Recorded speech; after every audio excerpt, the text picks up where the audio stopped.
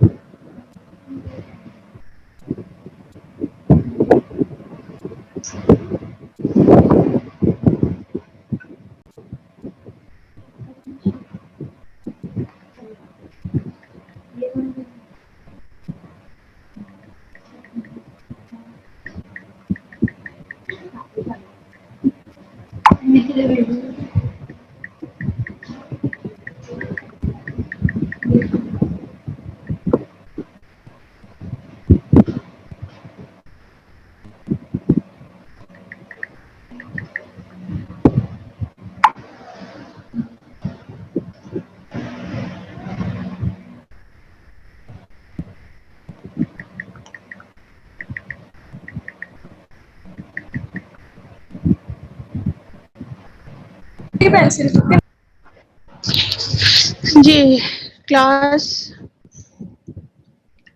आज हमने जो टॉपिक पढ़ना है वो है, ये कुछ टॉपिक हैं जिनके अंदर हमने कुलयन नंबर को डील करना है, collision frequency, collision diameter, sphere of influence, expression of collision frequency in homomolecular gaseous system and in heteromolecular gaseous system, mean free path, dependence of mean free path with the temperature and pressure. ये हमारे main topic हैं जो हमने discuss करने हैं, और ये सब के सब हमने according to kinetic theory of gases discuss करने हैं. So, according to kinetic molecular theory of gases, the molecules are in constant random motion. They are in chaotic motion. It means that the motion of the gas molecule is not in straight path. वो random move करते हैं, एक सीधी line में move नहीं करते, इसलिए इनके motion को हम chaotic motion भी कहते हैं. Due to their motion, they collide with one another and the wall of container. तो pressure of a gas is the force that exerted by the gas molecules on the wall of container और आपस में ये collide करते हैं. These molecules are assumed to be spherical. और कुलयन की जो टर्म है वो इस्तेमाल करते हैं जब दो मॉलिक्यूल्स आपस में इनकाउंटर करें, खासतौर पर गैसियस मॉलिक्यूल्स में हम ये देखते हैं. These molecules are assumed to be spherical, rigid, non-interacting and elastic bodies. तो हम फिर आगे कुलयन फ्रीक्वेंसी को डिफाइन करेंगे. The number of such encounters यानी कि कुलयन पर second suffered by an individual molecule is referred to as कुलयन frequency और इसको हम Z से रिप्रेजेंट करते हैं. तो कुलयन फ्रीक्वेंसी को आपने डिफाइन करना है कि जितने भी कुलयन पर सेकेंड में होंगे एक इंडिविजुअल मॉलिक्यूल के वो कुलयन फ्रीक्वेंसी होगी. So collision frequency Z is equal to number of collisions divided by time in seconds. While undergoing the Kulian, minimum distance between the center of the two molecules in contact for a while is termed as Kulian diameter. Kulian diameter को आप further define कर सकते हैं कि आपके पास ये एक मॉलिक्यूल है जिसको हम M कह रहे हैं, ये दूसरा मॉलिक्यूल है जिसको हम N कह रहे हैं. तो N का उसके आउटर जो है बाउंड्री उससे जो डिस्टेंस है वो RN है और इसके सेंटर से M का जो इसकी बाउंड्री तक का डिस्टेंस है उसको हम RM कहते हैं. तो ओवरऑल M के सेंटर से N के सेंटर तक का जो डिस्टेंस है उसको हम सिग्मा कहते हैं और उसको हम वैसे कुलयन डायमीटर भी कहते हैं. तो sigma is collision diameter that is the distance between the centre of two connecting और molecules or the molecules in collision when they are encounter. तो sigma is equal to RM plus RN. इन दोनों का जो combination है उसको हम कहेंगे sigma that is equal to RM plus RN. तो उसके बाद अगर हमने इसको फर्दर देखना है तो कुलयन डायमीटर सिग्मा को हम सिग्मा M ओवर 2 प्लस यानी अगर देखें सिग्मा M का मतलब है कि डायमीटर ऑफ M. तो हमने रेडियस लेना है, डायमीटर नहीं लेना. तो रेडियस जो है वो डायमीटर का हाफ होता है, इसलिए sigma M divided by 2 plus sigma N divided by 2. Equation को हम सिंप्लीफाई करके लिखेंगे तो sigma M plus sigma N divided by 2. और जो है आपके पास सिग्मा M सिग्मा N जो है वो radius of the two gaseous molecules हैं. स्फीयर ऑफ इन्फ्लुएंस या फिर कुलयन क्रॉस सेक्शन, जो सारा का सारा एरिया जिसके अंदर मॉलिक्यूल मूव करता है और उसके साथ डिफरेंट मॉलिक्यूल्स कोलाइड करते हैं उस सारे एरिया को हम स्फीयर ऑफ इन्फ्लुएंस कहते हैं. तो इसमें आप देखें the influence of collision is characterised by a sphere of influence in which drawn a collision diameter as its radius. यहाँ पे डिवाइडेड बाय 2 आएगा. ये आप क्या अगर ये लेना है तो यहाँ पर रेडियस की जगह इसको डायमीटर कर लें.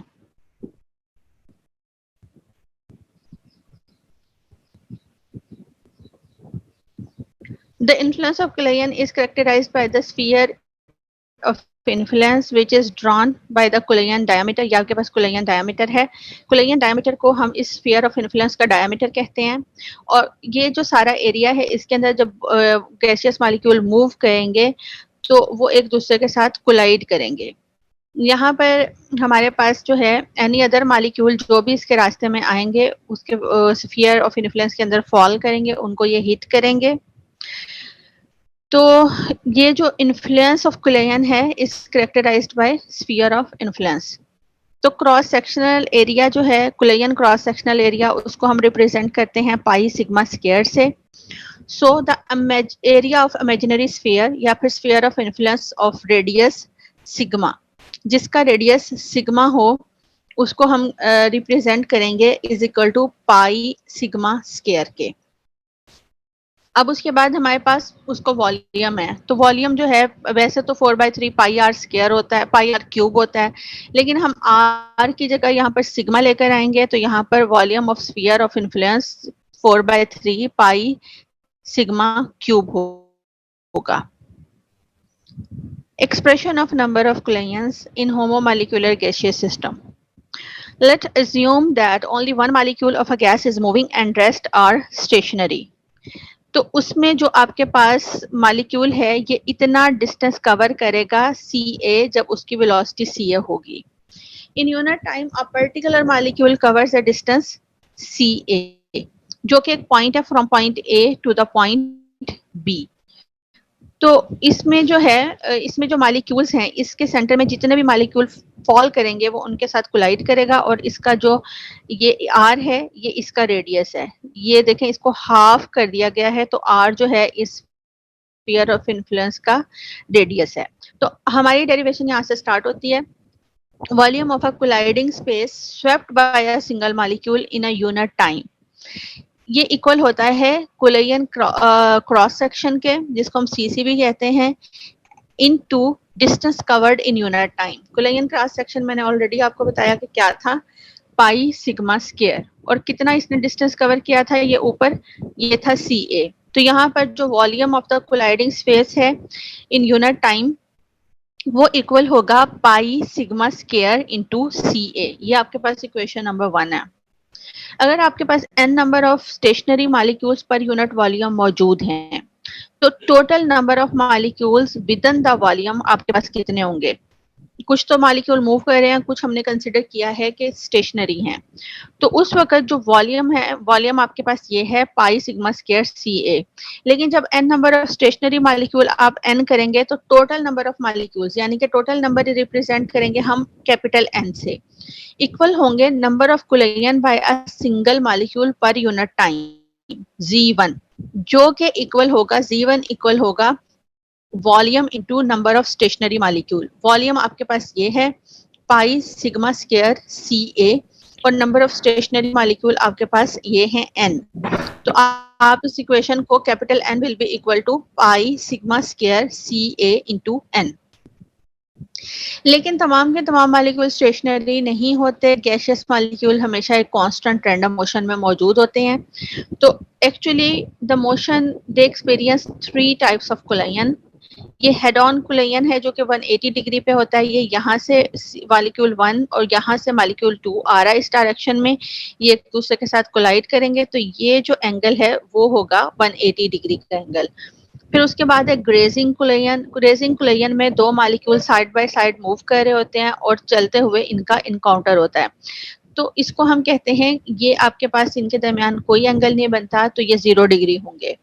उसके बाद हम कहते हैं एंगुलर कोलिजन जिसमें मोस्टली 90 डिग्री का एंगल हम लेते हैं, लेकिन 0 से 180 डिग्री में कोई भी एंगल जो हो वो एंगुलर कोलिजन में आता है. ये आपके पास 180, ये आपके पास 0, ये आपके पास तो यहाँ पे क्या आ जाएगा 90 डिग्री का है एंगल और इसका जो वेक्टर है ये आपको देगा वैल्यू इसकी. The collision at any angle is possible, but on average perpendicular collision at 90 degree is taken into consideration. तो उस वक्त relative velocity क्या होगी? Relative velocity ये जो है ये हम इसका combination होगा. तो आपके पास जो है relative velocity सी ए स्क्वायर प्लस सी ए स्क्वायर. दोनों सी ए इसलिए हैं क्योंकि दोनों जो मॉलिक्यूल्स हैं वो क्या कहते हैं सिमिलर हैं, होमो मॉलिक्यूलर सिस्टम के मॉलिक्यूल्स हैं, सेम गैस के मॉलिक्यूल्स हैं. तो ये हो जाएगा 2ca स्क्वायर. 2ca स्क्वायर में से ca स्क्वायर कैंसिल हो जाएगा, ca बाहर आ जाएगा और स्क्वायर रूट ऑफ 2. तो रिलेटिव वेलोसिटी आपके पास होगी square root 2 into ca. More accurate estimation. पहले हमारे पास इक्वेशन में सिर्फ CA था, लेकिन अब हमें पता चला है कि जो रिलेटिव वेलोसिटी है उसके अंदर CA नहीं होता बल्कि स्क्वायर रूट ऑफ CA होता है. तो number of collisions by single molecule per unit time जो कि कैपिटल N से रिप्रेजेंट करता है, तो इसके लिए इस इक्वेशन के अंदर हम ऐड करेंगे CA की जगह उसकी रिलेटिव एक्यूरेट वैल्यू जो कि 2 अंडर रूट CA है. तो यहाँ पर आ जाएगा 2 under root pi sigma square CA n. Equation 3 है ये आपके पास. अब उसके बाद आपके पास है कि अगर n number of total molecules collision में हिस्सा ले रहे हों पर यूनिट टाइम, तो इक्वेशन के अंदर आप इस इक्वेशन के अंदर स्मॉल n ऐड करेंगे एक और मर्तबा. तो ये आपके पास इक्वेशन बन जाएगी n square root of 2 pi sigma square CA n.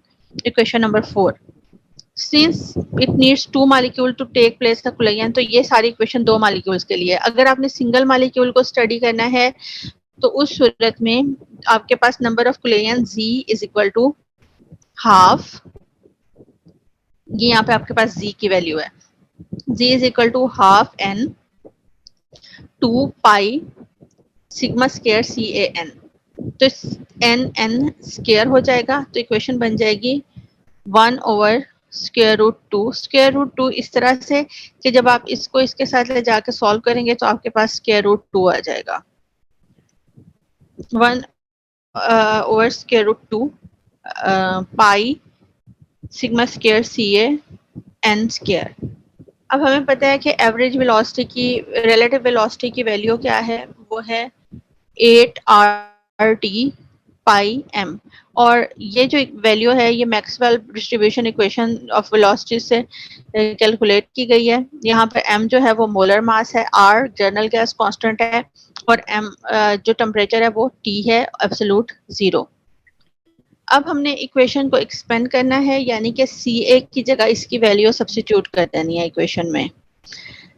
G will be equal to 1/√2 n square pi sigma square, और CA की जगह उसकी value square root of 8RT over pi m।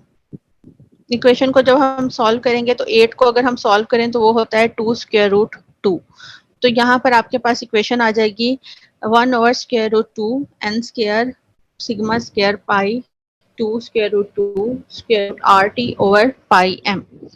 ये स्क्वायर रूट इस square root से cancel हो जाएगा, equation आपके पास बन जाएगी 2 को आप पहले ले आए 2n स्क्वायर सिग्मा स्क्वायर, पाई को आप इस इक्वेशन के अंदर लेके जाएंगे तो स्क्वायर रूट के अंदर लेके जाएंगे तो पाई स्क्वायर हो जाएगा, पाई स्क्वायर को इस पाई से आप कैंसिल करेंगे तो सिंपल पाई ऊपर बच जाएगा। इक्वेशन आपके पास सिंप्लीफाई होके आएगी 2n square sigma square square root of pi RT over m। ये आपके पास फाइनल इक्वेशन है जो कि नंबर ऑफ कोलिजन को रिप्रेजेंट करती है per unit molecule per unit time.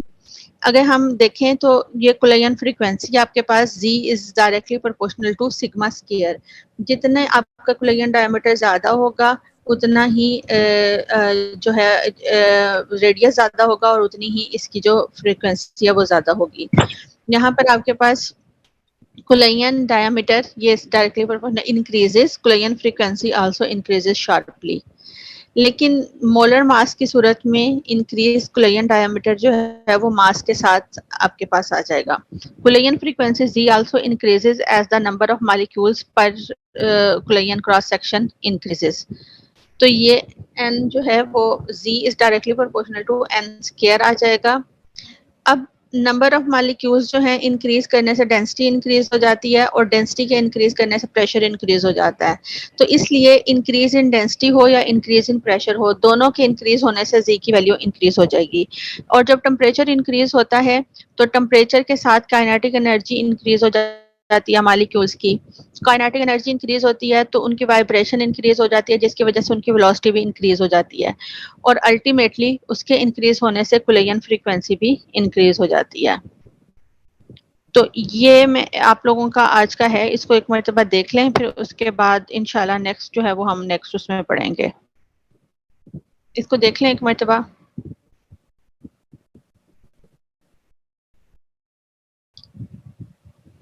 इसको काटने के बजाय अगर आप सिंपल इसको डिवाइडेड बाय 2 कर लें तो अब आपके पास इसकी वैल्यू आ जाती है।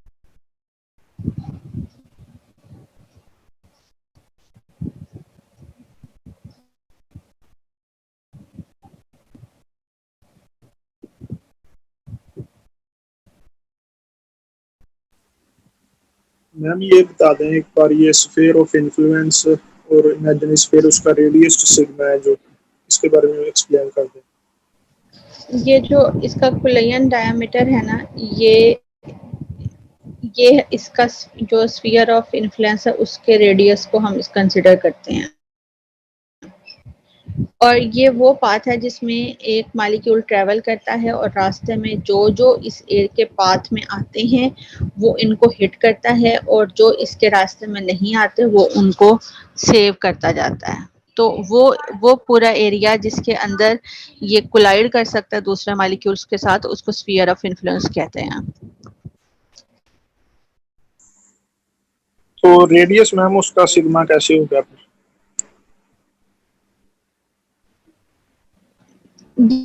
ये जितना इसका रेडियस होता है ना कुलयन का, ये यहाँ से यहाँ तक का, तो उतना ही उसका जो एरिया है इन्फ्लुएंस वो भी उतना ही होता है। इसलिए जो इमेजिनरी स्फीयर है उसका रेडियस सिग्मा अगर है तो वो इस स्फीयर का रेडियस सिग्मा है, जो कि इक्वल है कुलयन डायामीटर सिग्मा के। ठीक है,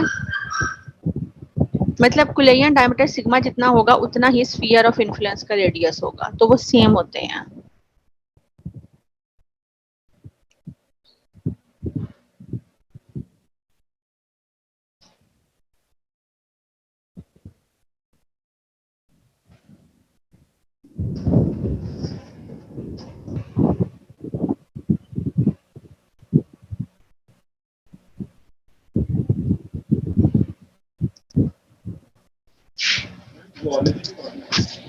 वो आगे जी वो उधर ही होती है।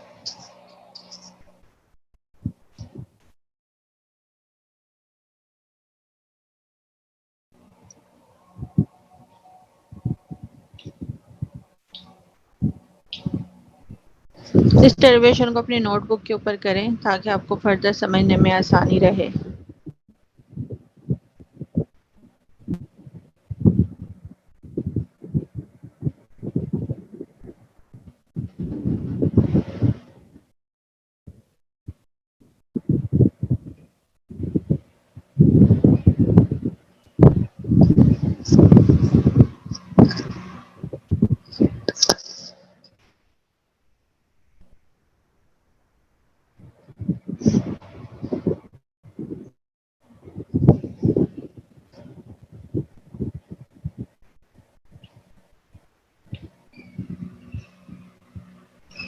समझ आ गई है?